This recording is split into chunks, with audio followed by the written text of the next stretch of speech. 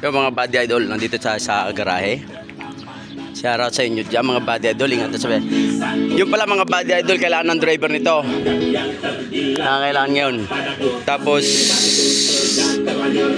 yung marunong gawa naman ng troubleshooting pag may sira, yun lang mga body idol. Tapos yung alam yung mga biyahe sa daan sa Manila. Yan. Kasi ang biyahe lang naman dito sa Isabela, Manila lang. Sa Binondo. Yan. Pag sinong makawag nito, priority yan mga body idol, yung truck na yan. Priority ang biyahe nito. Yan lang mga body idol, ingat-ingat sa biyahe. Ito pa ating unit. Tapos lang natin naglinis kanina.